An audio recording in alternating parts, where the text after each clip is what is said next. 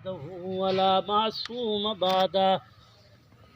ونشهد أن لا إله إلا الله وحده لا شريك له ونشهد أن محمدا عبده ورسوله أما بعد فأعوذ بالله من الشيطان الرجيم بسم الله الرحمن الرحيم كل من عليها فان ويبقى وجه ربك ذو الجلال والإكرام قال النبي صلى الله عليه وسلم الموت تحفة المؤمن أو كما قال عليه السلام صدق الله وصدق رسوله النبي الكريم ونحن على ذلك لمن الشاهدين والشاكرين والحمد لله رب العالمين اللهم صل على محمد عبدك ورسولك وصل على المؤمنين والمؤمنات جس دور پہ نازاں تھی دنیا اب ہم وہ زمانہ بھول گئے جس دور پہ نازاں تھی دنیا اب ہم وہ زمانہ بھول گئے اوروں کو جگانا یاد رہا خود ہوش میں آنا بھول گئے منہ دیکھ لیا ہے آئینے میں منہ دیکھ لیا ہے آئینے میں پر داغ نہ دیکھا سینے میں دل ایسا لگایا جینے میں کہ مرنے کو مسلمان بھول گئے میرے انتہائی واجب الاحترام بزرگوں دوستوں بھائیوں حضرت اقدس مفتی صاحب کے حکم پر آپ حضرات سے دین کی نسبت سے چند منٹ ملاقات کا شرف حاصل ہو رہا ہے مختصر سی بات عرض کریں گے یہ جو پروگرام رکھا گیا ہے ہمارے ایک نوجوان بھائی جو ایک حادثے کے اندر دنیا سے انتقال کر گئے اللہ کی بارگاہ میں چلے گئے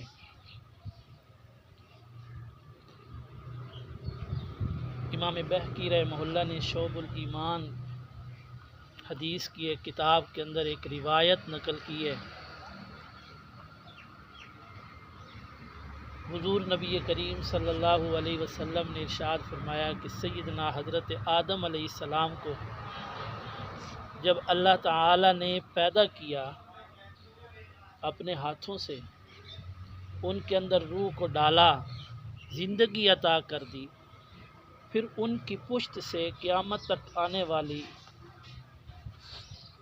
تمام کی تمام انسانیت کو پیدا کیا اپنی قدرت سے جب ساری کائنات کو پیدا کیا اور سیدنا حضرت آدم علیہ السلام کو بتایا کہ اے میرے بندے یہ تیری اولاد ہے تیری پشت سے اس نے قیامت تک جنم لینا ہے تو اس کو دیکھ لے حضرت آدم علیہ السلام نے اپنی ہی اولاد کو دیکھا اپنی ہی نسل کو دیکھا تو پریشان ہو گئے حیران ہوئے پوچھا یا اللہ یہ کیا خون میرا میری ہی اولاد میری ہی نسل تیرے ہی بندے سارے کے سارے لیکن ان میں یہ تفاوت تضاد فرق کیوں ہے کوئی گورا ہے کوئی کالا ہے کوئی صحت مند ہے کوئی بیمار ہے کسی کے پاؤں نہیں ہیں تو کسی کے ہاتھ پیر سلامت ہیں کسی کے اندر عقل کی کمی ہے کسی کے اندر عقل بہت اچھی ہے اس کی کیا وجہ ہے اللہ تعالیٰ نے اپنی بندے حضرت آدم علیہ السلام سے کہا کہ بات یہ ہے میں نے جو اپنے بندوں کو تیری پشت سے قیامت تک لانا ہے اس کے اندر یہ فرق میں نے رکھنا ہے صرف اور صرف اس لیے کہ جو صحت مند ہیں اور جو ٹھیک ٹھاک ہیں جن کے عضو کے اندر کسی قسم کی کوئی خامی نہیں جسامت میں کوئی خامی نہیں صورت کے اندر کوئی خامی نہیں، وہ بدصورت کو دیکھ کر، بیمار کو دیکھ کر اپنی صحت پر میرا شکر ادا کیا کرے۔ اور جو مصیبت کے اندر ہیں، کسی کے پاؤں نہیں، کسی کے ہاتھ نہیں، کسی کی عقل نہیں، کسی کی آنکھ نہیں، کوئی کانوں سے سن نہیں سکتا، تو وہ جب اپنی میری طرف سے آئی ہوئی اس آزمائش کو دیکھیں تو اس پر صبر کیا کریں۔ میں اللہ اپنے بندوں سے یہ دو ہی چیزیں چاہتا ہوں، ایک صبر اور دوسرا شکر۔ حضرت عبداللہ ابن عباس رضی اللہ تعالیٰ عنہ فرماتے ہیں کہ اللہ تعالیٰ نے جب لوح محفوظ کو قائم کیا، اس کے اندر سب سے پہلے یہ بات لکھی، لا الہ الا انا، کہ پوری کی پوری کائنات کا الہ صرف اور صرف میں ہوں۔ کون ہے؟ اللہ۔ حاجت روا کون ہے؟ اللہ۔ مشکل کشا کون ہے؟ بگڑیاں بنانے والا کون ہے؟ اللہ۔ اور فرمایا محمد رسولی، یہ دوسرا جملہ لکھا کہ میرا رسول، میرا پیغمبر محمد صلی اللہ علیہ وسلم۔ اگلا جملہ فرمایا کہ وہ شخص کہ جس نے میری قضا، میری تقدیر پر، میرے فیصلے پر جو شخص راضی رہا، جو شخص میری تقدیر پر، میرے لکھے ہوئے، میرے فیصلے پر، میرے ارادے پر، میری چاہت پر جو شخص راضی رہا اور اس نے میری طرف سے آئی ہوئی آزمائش پر صبر کیا اور میری طرف سے اس کو دی گئی سہولت، آسانی، راحت، سکون، نعمت، اس پر اس نے شکر ادا کیا، کتبہ صدیقاً، ہم اس کو صدیقین کی صف کے اندر لکھتے ہیں۔ کتنی بڑی نعمت ہے اللہ انہی دو چیزوں پر دے رہے ہیں۔ اللہ تبارک و تعالیٰ اس انسان کو صدیقین کی صف کے اندر لکھ دیں گے۔ قرآن کریم کیا بیان کرتا ہے کہ ہم نے جن پر انعام کیا نا، انعام، وہ کتنے طبقے ہیں؟ ان میں سے پہلا طبقہ من النبیین، دوسرا طبقہ والصدیقین۔ ہم نے جن پر انعام کیا ہے نا، جن پر ہم راضی ہیں، وہ صدیقین کا طبقہ ہے۔ اللہ تعالیٰ فرماتے ہیں جو شخص میری نعمت پر شکر ادا کرے، میری طرف سے آنے والی آزمائش پر صبر کرے، اللہ تبارک و تعالیٰ اس کو صدیقین کی صف کے اندر لکھ دیتے ہیں۔ پھر اللہ نے اپنے بندوں پر یہ جو آزمائش، تکلیف، مصیبت اور پریشانی کو لائے ہیں، یہ جو مصیبت اور پریشانی کبھی کبھی ہم پر آتی ہے، وَتِلْكَ الْأَيَّامُ نُدَاوِلُهَا بَيْنَ النَّاسِ، کبھی صحت مند تھے تو بیمار ہو گئے، کبھی کیا ہے دولت مند تھے تو تنگ دست ہو گئے، کبھی کیا تھے پیٹ بھر کر کھاتے تھے تو کبھی فاقہ بھی برداشت کرنا پڑا، کبھی کیا ہے صحت طاقت والے تھے تو کبھی کمزور بھی ہونا پڑا۔ تو یہ جو مصیبت، تکلیف، پریشانی، حالات بدلتے ہیں، یہ کس لیے بدلتے ہیں؟ علماء نے بڑا عجیب جملہ لکھا ہے کتابوں کے اندر۔ حضور نبی کریم صلی اللہ علیہ وسلم نے ارشاد فرمایا، اللہ تبارک و تعالیٰ بعض اوقات اپنے بندے پر یہ مصیبت، پریشانی لا کر اس کو ایک بہت بڑا مقام دینا چاہتے ہیں، بہت بڑا مقام دینا چاہتے ہیں، اور وہ اس مقام تک بندہ پہنچ نہیں سکتا۔ امام بہقی نے ایک روایت پیش کی ہے، سیدنا حضرت موسیٰ علیہ السلام بنی اسرائیل کے نبی تھے، بنی اسرائیل کے پیغمبر تھے، اللہ تعالیٰ کے کلیم تھے۔ کوہ طور پر، طور کے پہاڑ پر جا کر اللہ سے ہم کلام ہوتے، اللہ سے گل بات کرتے، اللہ کی آواز حضرت موسیٰ علیہ السلام سنتے، اور حضرت موسیٰ علیہ السلام براہ راست اپنی آواز کن کو سناتے؟ اللہ۔ یاد رکھیے یہ حضرت موسیٰ علیہ السلام کا معراج ہے کہ حضرت موسیٰ علیہ السلام اللہ کے دربار میں کھڑے ہیں، اللہ ان کی سن رہے ہیں اور وہ اللہ کی سن رہے ہیں۔ اور یہ امت، جس امت کے اندر اللہ نے مجھے اور آپ کو پیدا کیا ہے، اللہ نے اس امت کی فضیلت کو بھی، مقام کو بھی بہت بلند کر دیا۔ حضرت موسیٰ علیہ السلام کو تو اللہ سے ہم کلام ہونے کے لیے، اللہ سے بات کرنے کے لیے کوہ طور کی چوٹیوں پر جانا پڑتا تھا، اور کوہ طور پر جا کر اللہ سے ہم کلام ہونا پڑتا تھا۔ لیکن قربان جاؤں، میرے اور آپ کے آقا جناب محمد الرسول اللہ صلی اللہ علیہ وسلم کی اس امت پر، اس امت کو اللہ نے یہ شرف بخشا ہے، یہ مقام بخشا ہے، یہ فضیلت بخشی ہے کہ اگر اس امت کا کوئی فرد مومن ایمان رکھنے والا، اسلام پر چلنے والا، اللہ کے سامنے غیرت کو استعمال کرنے والا، اللہ سے شرم و حیا رکھنے والا، آج ہم اپنے آپ سے تو شرم و حیا کرتے ہیں، گھر والوں سے شرم و حیا تو کرتے ہیں، اگر ہمیں شرم و حیا بعض اوقات نہیں آتی تو اپنے اللہ سے شرم و حیا کھو بیٹھتے ہیں۔ اگر بندے کو کسی وقت ایمان والے بندے کا جی چاہے، دل کے اندر بات آ جائے، یہ ایمان والا بندہ میرے اور آپ کے آقا جناب محمد الرسول اللہ صلی اللہ علیہ وسلم کی امت کا ایک فرد ہے کہ میں اپنے اللہ سے ہم کلام ہو لوں، میں اپنے اللہ سے گل بات کر لوں، میں اپنے اللہ سے ملاقات کر لوں۔ میرے اور آپ کے آقا جناب محمد الرسول اللہ صلی اللہ علیہ وسلم نے ارشاد فرمایا، میرے امتی اپنی حسرت کو دل کے اندر نہ رکھ لینا، اپنی تمنا کو دل کے اندر نہ رکھ لینا، اپنی خواہش کو دل کے اندر نہ دبا لینا۔ اگر تو اپنی اس خواہش پر عمل کرنا چاہے، آنا رب کے دربار کے اندر وضو کر لینا، وضو کرنے کے بعد اس کے سامنے کھڑا ہو جا، اللہ اکبر کہہ کر ہاتھ باندھ لے، ہاتھ باندھ کر تو پڑھنا شروع کر دے، سبحانک اللہم وبحمدک وتبارک اسمک وتعالی جدک ولا الہ غیرک۔ اور تو دنیا والوں سے بات تو کرتا ہے، کبھی تیری بات وزیر اعظم سے ہو جائے تو خوش ہو کر پھرتا ہے، کبھی تیری بات ایم پی اے سے ہو جائے تو لوگوں کو بتاتا پھرتا ہے۔ اگر تو نے بات کرنی ہو، کلام کرنا ہو اپنے اللہ سے، اپنے خالق سے، اپنے مالک سے اور اپنے ہی رازق سے، جس نے تجھے ایک چھوٹے سے نطفے سے پیدا کر کے اتنی خوبصورت شکل نصیب کر دی ہے، کائنات کے اندر 18,000 مخلوقات میں سے کوئی بھی مخلوق کا کوئی فرد اتنی اچھی صورت رکھنے والا نہیں ہے کہ اللہ نے اس کی صورت کی تعریف کی ہو، لیکن انسان دیکھ تو صحیح، اللہ نے تجھے صورت عطا کی ہے، تجھے صورت عطا کرنے کے بعد خود ہی تیری صورت پر گواہی دینے لگ گیا، خود ہی کہنے لگ گیا میں نے شکلیں تو بہت سی بنائی ہیں، میں نے صورتیں تو بہت سی بنائی ہیں، میں نے مخلوقات تو بہت سی بنائی ہیں، لیکن اے انسان لقد خلقنا الانسان فی احسن تقویم، میں نے انسان جیسی خوبصورت شکل کسی بھی مخلوق کو نہیں عطا کی۔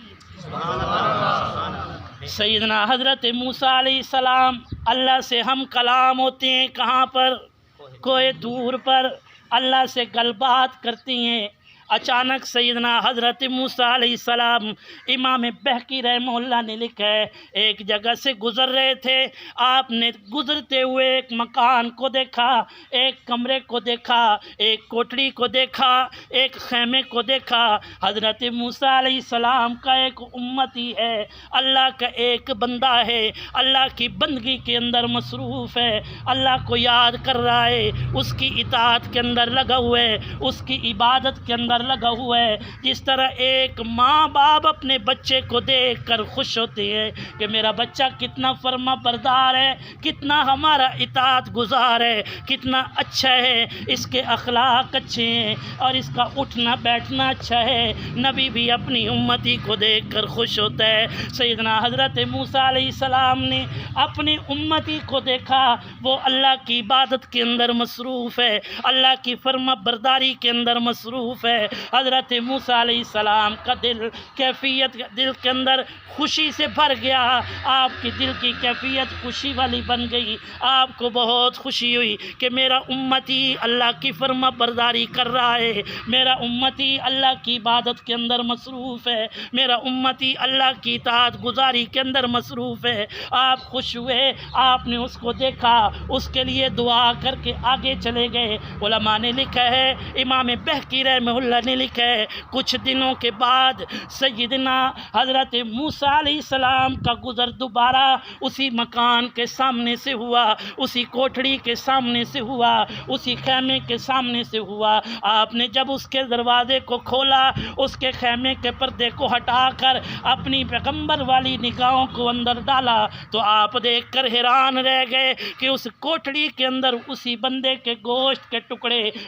اس بندے کے گوشت کے ٹکڑے کہیں پر بکھرے پڑے ہیں، اس کی ہڈیاں اس پورے کمرے کے اندر بکھری پڑی ہیں۔ صاف طور پر نظر آ رہا ہے کہ اللہ کے اس بندے پر کسی درندے نے حملہ کیا ہے، چیر پھاڑ کر رکھ دیا، اس کے اعضاء کی ایک ایک گوشت کی بوٹی کو نوچ کر اس کمرے کے حوالے کر دیا، اس کی ہڈیوں کو توڑ پھوڑ کر رکھ دیا ہے۔ حضرت موسیٰ علیہ السلام بڑے پریشان ہوئے کہ میرا امتی بھی تھا، اللہ کا فرما بردار بھی تھا، اطاعت گزار بھی تھا، اس کی عبادت کے اندر بھی لگا ہوا تھا، کتنا اچھا انسان تھا، لیکن اس پر اتنی بڑی مصیبت کیوں آ گئی، اتنی بڑی تکلیف کیوں آ گئی؟ اللہ نے اتنے بڑے امتحان کے اندر اپنے اس بندے کو کیوں ڈال دیا؟ کیا وہ اس سے ناراض ہو گیا تھا؟ کیا اس سے کوئی غلطی ہو گئی تھی؟ اللہ نے دنیا ہی کے اندر اس کو عذاب کے اندر، تکلیف کے اندر، مصیبت کے اندر، پریشانی کے اندر مبتلا کر دیا۔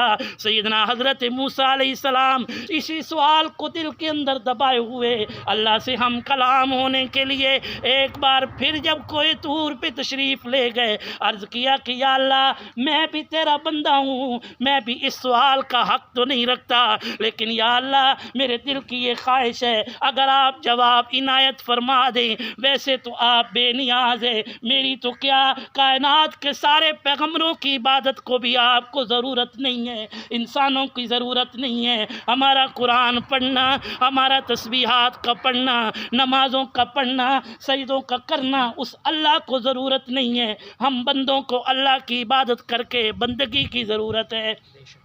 سیدنا حضرت موسیٰ علیہ السلام نے عرض کیا کہ یا اللہ یہ بتا دے وہ جو میرا امتی تیرا بندہ پوچھنے کا حق تو نہیں رکھتا، لیکن صرف اپنے دل کے اطمینان کے لیے پوچھنا چاہتا ہوں، یہ تو بتا وہ جو تیرا بندہ تیری عبادت کے اندر میری امت کا ایک فرد لگا ہوا تھا، اس سے کون سی غلطی ہوئی، اس سے کون سی پریشانی، اس سے کون سی گستاخی ہوئی جس کی وجہ سے اس پر اتنی بڑی پریشانی، اتنا بڑا امتحان، اتنی بڑی آزمائش آ گئی؟ اللہ نے فرمایا کہ موسیٰ میرے اس بندے سے میری کوئی گستاخی نہیں ہوئی، وہ کوئی غلطی نہیں کر بیٹھا، بلکہ اس نے میرے سے عبادت کرنے کے بعد اپنے دامن کو جب پھیلایا، کیونکہ دامن پھیلانے کی بھی اصل حقدار ذات صرف اور صرف اللہ کی ہے، جب اس نے میرے سامنے دامن پھیلایا، ہاتھوں کو اٹھایا اور مجھے پکارا یا اللہ، میں نے کہا جی میرے بندے، تو اس نے کہا کہ یا اللہ مجھے جنت کے اندر وہ مقام نصیب فرما دے، اپنے دربار کے اندر وہ مقام نصیب فرما دے۔ اب جو اس کی زبان پر مقام آیا تھا میرے دربار کے اندر، جنت کے اندر، اگر یہ ساری زندگی سجدے کے اندر پڑا رہتا، ساری زندگی رکوع کے اندر کھڑا رہتا، ساری زندگی میری اطاعت کے اندر گزارتا رہتا، اپنی نیکیوں کی وجہ سے، اپنے اعمال کی وجہ سے، اپنے سجدوں کی وجہ سے، اپنی تسبیحات کی وجہ سے یہ اس مقام کو کبھی نہیں پا سکتا تھا۔ میں نے اپنے بندے کی دعا کو قبول کرنا تھا، اس لیے میں نے اس کو اتنی بڑی آزمائش کے اندر مبتلا کر دیا، اتنی بڑی مصیبت کے اندر مبتلا کر دیا، اور اس نے میرے فیصلے کو اپنے دل و جان سے تسلیم کر لیا۔ اس پر جو اس نے صبر کیا ہے، میں نے اس صبر پر اس کو وہ مقام عطا کر دیا۔ اللہ آزمائش کے اندر بندوں کو ڈالتے ہیں، کس لیے؟ علماء نے ایک بڑی عجیب مثال دی ہے، وہ کہتے ہیں کہ چھوٹا بچہ گھر کے اندر ہو نا، چھوٹا بچہ وہ چل پھر نہ سکتا ہو، عقل نہ رکھتا ہو، ابھی تک وہ زمین پر ہی گھسٹتا ہو، تو اس کی ماں ہے اس سے محبت کرتی ہے یا نہیں؟ اب وہ بچہ دیکھ رہا ہے کہ سامنے چولہا ہے، چولہے کے اندر انگارے پڑے ہیں، بچہ سمجھتا ہے وہ کیا ہے، چمکتی ہوئی چیز ہے، کھیلنے والی چیز ہے، وہ اس کی طرف بھاگتا ہے اس کو اٹھانے کے لیے، ماں اس کو پکڑتی ہے، جب اس کو پکڑتی ہے وہ روتا بھی ہے، چلاتا بھی ہے، اور وہ کہتا بھی ہے کہ میرے ساتھ ماں ظلم کر رہی ہے، لیکن حقیقت میں ماں اس کے ساتھ ظلم نہیں کر رہی۔ اللہ کے اور بندے کی مثال کو سمجھنے کے لیے اللہ تو ایک ماں سے بھی زیادہ، کتنی ماں جتنا ایک ایک بندے سے اللہ کتنے پیار کرتے ہیں، 70 ماؤں سے زیادہ محبت رکھتے ہیں، 70 ماؤں سے زیادہ۔ حجاج ابن یوسف کا نام آپ نے سنا ہوگا۔ حجاج ابن یوسف گورنر تھا، مسلمان تھا، لیکن ظالم جابر اتنا تھا کہ صحابہ کے خونوں سے اس نے اپنی پیاس کو بجھایا۔ اس کی تلوار صحابہ کے گلوں پر چل گئی، تابعین کو اس نے قتل کر ڈالا۔ اتنا بڑا ظالم اور جابر انسان تھا۔ جب وہ مرنے لگا نا تو اس کی ماں نے اس سے پوچھا کہ حجاج تیرا کیا بنے گا؟ تو نے تو صحابہ کو قتل کیا، تو نے اسلام والوں کو دنیا سے نیست و نابود کیا، تیرا کیا بنے گا؟ اللہ کے دربار میں جائے گا نا، اللہ پوچھے گا تو کیا کہے گا؟ اس نے ایک جملہ کہا تھا۔ وہ جملہ کیا تھا؟ اس نے اپنی ماں سے کہا کہ اماں، اگر قیامت کا دن ہو، محشر کا میدان لگا ہوا ہو، کائنات کی ساری مخلوق وہاں پر جمع ہو اور اللہ میرا فیصلہ تیرے حوالے کر دے، میرا فیصلہ تیرے حوالے کر دے، اے حجاج ابن یوسف کی ماں، آج اپنے بیٹے کا تو خود فیصلہ کر، کیا تو مجھے جہنم کے اندر پھینک دے گی؟ تو ماں نے چیخ نکل گئی، اس نے کہا بیٹا یہ کیسے ہو سکتا ہے کہ میں اپنے ہی ہاتھوں سے تجھے جہنم کے اندر پھینک دوں؟ یہ نہیں ہو سکتا۔ تو حجاج نے کہا کہ پھر تیری محبت کیا، اللہ تو اس سے 70 گنا زیادہ مجھ سے محبت کرتے ہیں۔ علماء نے لکھا یہ جملہ جو وہ آخر وقت کے اندر کہہ گیا نا، اب اسلام والوں کو چاہیے کہ اس کے بارے کے اندر اپنی زبانوں کو لگام دے کے رکھیں، ایسا جملہ نہ کہیں۔ ہو سکتا ہے اللہ کو یہ جملہ پسند آ گئے، اللہ کسی کے اعمال کا محتاج نہیں ہے، اللہ کو جو بات پسند آ جائے۔ امام غزالی رحمہ اللہ، امام غزالی رحمہ اللہ نام سنا ہوا ہے آپ نے، قرآن و سنت کی نشر و اشاعت کا دنیا کے اندر وہ کام کر کے گئے ہیں کہ دنیا اس کی مثال لانے سے قاصر ہیں۔ دنیا والوں کو قرآن بھی سکھایا، حدیث بھی سکھائی، حکمت بھی سکھا کر گئے ہیں۔ علماء نے کتابوں کے اندر لکھا ہے، امام غزالی رحمہ اللہ نے اپنا قلم اپنی دوات کے اندر ڈبویا کتاب کو لکھنے کے لیے، جب اس کو باہر نکالا اس کے اندر قطرات سیاہی کے تھے۔ ایک اڑتی ہوئی پیاسی مکھی آ کر قلم کی نوک پر بیٹھ گئی اور بیٹھ کر اس نے اس سیاہی کے اس قطرے کو چوس لیا۔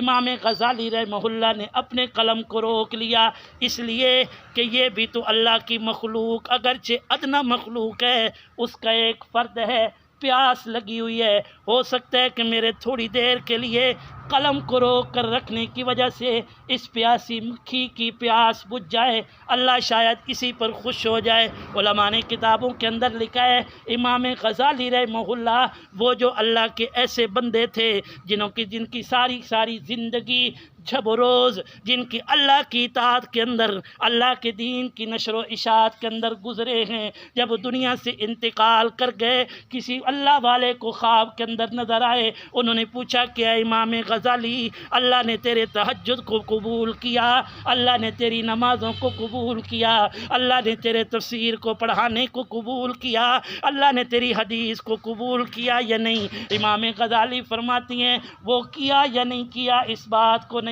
جانتا، لیکن اللہ نے یہ کہہ کر میری بخشش کا اعلان کر دیا کہ تو نے میری مخلوق میں سے ایک مکھی، پیاسی مکھی کو تو نے اپنی قلم کو روک کر اس کی پیاس کو بجھایا تھا، جا اے غزالی میں نے تیری بخشش کا اعلان کر دیا ہے۔ اللہ تیری اور میری عبادات کا محتاج نہیں ہے۔ آخری بات عرض کرنے لگا ہوں، جتنے بھی حضرات تشریف فرما ہیں بڑی معذرت کے ساتھ، آج ہم اعمال کرتے ہیں نا، نماز پڑھتے ہیں نا، اللہ سب کو توفیق دے، روزہ رکھتے ہیں، صدقہ دیتے ہیں، حسن سلوک سب کچھ کرتے ہیں، کس لیے؟ تاکہ اللہ راضی ہو جائے۔ قیامت کے دن محشر کے میدان میں جب ہم جائیں نا تو اللہ کے پیغمبر ہمیں پہچان لیں، کیا کریں؟ ہمیں پہچان لیں، ہماری شفاعت کر دیں، ورنہ ہمارے اعمال تو ایسے ہی ہیں۔ وہ بزرگ ہیں، وہ ایک بڑا عجیب جملہ کہتے ہیں، وہ کہتے ہیں جب تک دکان پہ ہیں تو اس وقت ہم دکان کے اندر ہیں، جب نماز کے اندر آتے ہیں تو دکان ہمارے اندر ہوتی ہے، ہم نماز کے اندر کھڑے ہو کے اپنی دکانوں کا حساب لگا رہے ہوتے ہیں۔ تو اب بات یہی ہے، ہمارے اعمال کی تو حالت یہی ہے، لیکن ایمان والے کو ایک چیز کی تمنا اور ایک چیز کا پھر بھی حوصلہ اور بھروسہ ہے، اور وہ کیا ہے؟ وہ ہے قیامت کا دن ہوگا، محشر کا میدان ہوگا، اللہ کے حضور حاضر ہوں گے، وہاں پر میرے اور آپ کے آقا جناب محمد الرسول اللہ صلی اللہ علیہ وسلم موجود ہوں گے، تو ہم گناہ گاروں کے بازو کو پکڑ کر ہماری سفارش کر دیں گے، اللہ بیڑا پار کر دے گا۔ سب کو ہے نا بھروسہ، رکھتے ہیں نا، اس چیز پر ایمان ہے یا نہیں ہے؟ لیکن بڑی معذرت کے ساتھ ایک بات عرض کرنا ہوں، میرے آقا علیہ الصلوۃ والسلام صحابہ کے مجمع کے اندر تشریف فرمائیں، ایک آسمان کا چاند ہے، ایک مدینے کا چاند ہے، وہ اپنے ستاروں میں چمکتا ہے، یہ اپنے ستاروں میں چمک رہا تھا، کیا ہی منظر تھا۔ اصحاب پیغمبر تشریف فرمائیں، صحابہ نے پوچھ لیا کہ اے اللہ کے رسول، اے اللہ کے پیغمبر، آپ کا تو کوئی بھی شب و روز ایسا نہیں گزرتا، کوئی بھی وقت ایسا نہیں گزرتا، آپ اپنے امتی کے لیے تڑپ رہے ہوتے ہیں، آپ اپنی امت کے لیے دعائیں کر رہے ہوتے ہیں، اپنی امتی کی بخشش کے لیے ہمیشہ اللہ سے مانگتے رہتے ہیں، آپ نے راتوں کو جاگنا صرف اپنی امتی کے لیے رکھا ہوا ہے، جب بھی اپنے دامن کو پھیلاتے ہو امتی امتی کی صدا بلند کرتے ہو، قیامت کا دن ہوگا، آپ کی امت آپ کے سامنے کھڑی ہوگی، وہاں پر صرف آپ کی امت موجود نہیں ہوگی، وہاں پر سیدنا حضرت آدم، سیدنا شیس علیہ السلام، سیدنا نوح علیہ السلام، سیدنا زکریا علیہ السلام، سیدنا شعیب، سیدنا یحییٰ، سیدنا یوسف، سیدنا حضرت عیسیٰ اور موسیٰ علیہ السلام کی امتیں موجود ہوں گی۔ یا اللہ، آپ کی، یا رسول اللہ، آپ کی امت بھی وہاں پر موجود ہوگی، ذرا بتائیے تو صحیح، آپ اپنی ان ساری کی ساری امتوں میں سے ان کو کیسے پہچانیں گے کہ میں نے کس کی سفارش کرنی ہے، کس کی سفارش نہیں کرنی، کون میرے امتی کا فرد ہے، کون میری امت کا فرد ہے اور کون میری امت کا فرد نہیں؟ کہیں ایسا تو نہیں ہوگا آپ بازو پکڑے ہوئے ہوں اللہ کی بارگاہ میں، لیکن وہ امتی ہو سیدنا حضرت آدم کا، آپ بازو پکڑے ہوئے ہوں کسی آدمی کا، اور وہ امتی ہو حضرت شیس علیہ السلام کا۔ حضور نبی کریم صلی اللہ علیہ وسلم نے ارشاد فرمایا، نہیں نہیں میرے صحابہ، ایسے ہو بھی نہیں سکتا، بلکہ میں آپ سے پوچھتا ہوں، اللہ نے آپ کو گھوڑوں کی دولت سے نوازا ہو اور آپ کو بھی گھوڑے دیے ہوں، اور بھی لوگوں کے گھوڑے بہت سے موجود ہوں، ایک ہی حویلی کے اندر، ایک ہی جگہ پر، ایک ہی استبل کے اندر موجود ہوں، لیکن ایک انسان کے گھوڑے میرے صحابہ ایسے ہوں ہر ایک گھوڑے کا رنگ کالا ہو، لیکن آپ کے جو گھوڑے ہیں، ایک انسان کے جو گھوڑا ہے اس گھوڑے کا باقی تو سارا رنگ کالا ہے، لیکن چہرہ اس کا، اس کی پیشانی سفید ہے، اس کے ہاتھ سفید ہے، اس کے پاؤں سفید ہے۔ میں آپ سے پوچھتا ہوں، لاکھوں کی تعداد کے اندر گھوڑے موجود ہوں، ہر گھوڑے کا رنگ کالا ہے، آپ کے گھوڑے کی پیشانی بھی سفید، آپ کے گھوڑے کے پاؤں بھی سفید، ہاتھ بھی سفید، کیا تمہیں پہچاننے کے اندر کوئی دقت آئے گی؟ تمہیں کوئی پریشانی لائق ہوگی؟ کہیں پر کوئی حیرانی ہوگی؟ کہیں پر کوئی پشیمانی ہوگی؟ صحابہ نے عرض کیا، یا رسول اللہ صلی اللہ علیہ وسلم، اس طرح تو استقبل کے اندر جانے کی بھی ضرورت نہیں، حویلی کے دروازے پہ کھڑے ہو کر ہم اشارہ کر کے کہہ سکتے ہیں، وہ دیکھو میرا گھوڑا کھڑا ہے، کیونکہ ہر ایک کی پیشانی کالی، میرے گھوڑے کی پیشانی سفید ہے۔ حضور نبی کریم صلی اللہ علیہ وسلم نے ارشاد فرمایا، دن قیامت کا ہوگا، محشر کا میدان ہوگا، سیدنا حضرت آدم سے لے کر مجھ محمد تک ہر نبی، ہر پیغمبر، ہر رسول کی امت کے افراد وہاں پر موجود ہوں گے، لیکن میں جب ساری امتوں کی طرف دیکھوں گا، میں اپنی امت کو اسی طرح پہچان لوں گا جس طرح تم دنیا کے اندر اپنی پیشانی، سفید پیشانی والے گھوڑے کو پہچان سکتے ہو، سفید بازوؤں والے گھوڑے کو پہچان سکتے ہو، سفید پاؤں والے گھوڑوں کو پہچان سکتے ہو۔ جب میں اپنی امت کی طرف دیکھوں گا، میری امت کی پیشانی 14ویں کے چاند کی طرح چمکتی ہوگی، اس کا ہاتھ اللہ کے نوروں میں سے ایک نور سے چمکتا ہوگا، اس کے پاؤں بھی چمکتے ہوں گے۔ جیسے جیسے میں اپنی امت کو پہچانتا جاؤں گا، اس کے بازو کو پکڑ کر اللہ کے دربار میں لا کر کھڑا کر دوں گا، یا اللہ جیسا کیسا بھی ہے میرا امتی، کیونکہ اس کی پیشانی بھی 14ویں کے رات کی طرح، 14ویں کے چاند کی طرح چمک رہی ہے، اس کے بازو بھی چمک رہے ہیں، اس کے ہاتھ بھی چمک رہے ہیں، یہ میری امت کی علامت ہوگی اور میں اپنی امتی کی سفارش کروں گا، اللہ میری سفارش کو ٹھکرائیں گے نہیں۔ بڑی معذرت کے ساتھ میرے بھائی، دوستو، بزرگوں، قیامت کے دن کے اندر ہم سب کو بھروسہ ہے، ہم سب کا ایمان ہے، ہم سب کا اس بات پر یقین ہے، اگر پیغمبر کی شفاعت نصیب ہو گئی، سفارش نصیب ہو گئی، اللہ گناہوں کو معاف کر دیں گے، جنت کا فیصلہ فرما دیں گے۔ لیکن میرے بھائی، بڑی معذرت کے ساتھ عرض کرتا ہوں، اپنے پیغمبر کی پہچان کو کیسے لے کر جائیں گے؟ اللہ کے پیغمبر ہمیں پہچانیں گے کیسے کہ ہم محشر کے میدان کے اندر کھڑے ہوں، پیغمبر کی نظر پڑے ہمارے چہرے پر، پیغمبر کی نظر پڑے ہماری طرف، وہ دور سے پہچان لیں کہ یہ میرا امتی ہے۔ اگر انہوں نے پہچان لیا تب تو سفارش بھی موجود ہے، تب تو شفاعت بھی ہو سکتی ہے، تب تو ہمارے گناہ بھی بخشے جا سکتے ہیں، تب تو اللہ کا فیصلہ جنت کا تو ہو سکتا ہے۔ اگر پیغمبر نے پہچاننے سے بھی انکار کر دیا کہ یہ تو میری امت کا فرض نہیں ہے، کیونکہ میری امت کی یہ علامت ہے، اس کا چہرہ چمکنا ہونا چاہیے تھا، اس کا ہاتھ چمکتا ہونا چاہیے تھا، اس کے پاؤں چمکنے چاہیے تھی، یہ میری امت کی علامت ہے، نشانی ہے۔ آج جب یہ نشانی اور علامت اس بندے کے اندر نہیں پائی جا رہی تو یہ میرا امتی نہیں ہو سکتا۔ یا رسول اللہ صلی اللہ علیہ وسلم، اللہ آپ کی امت کو یہ علامت، یہ نشانی، یہ فضیلت، یہ مقام تو معاشر کے دن ساری امتوں سے ممتاز کرنے کے لیے عطا تو کریں گے، لیکن یا رسول اللہ یہ ملے گی کیسے؟ آپ علیہ السلام نے ارشاد فرمایا، میرے امتی ایمان والا جب روزانہ 5 وقت نماز کے لیے وضو کرتا ہے نا، وہ اپنے ہاتھوں کو دھوتا ہے، چہرے کو دھوتا ہے، پاؤں کو دھوتا ہے، اللہ اسی کی برکت سے قیامت کے دن اس کے چہروں کو چمکا دیں گے، اور اسی چمک سے میں اپنی امتی کو پہچانوں گا۔ بڑی معذرت کے ساتھ، اگر ہم اپنی پہچان بھی قیامت کے دن اللہ کے حضور اور اللہ کے پیغمبر کو نہ کروا سکے تو پھر ہماری سفارش کون کرے گا؟ پھر میں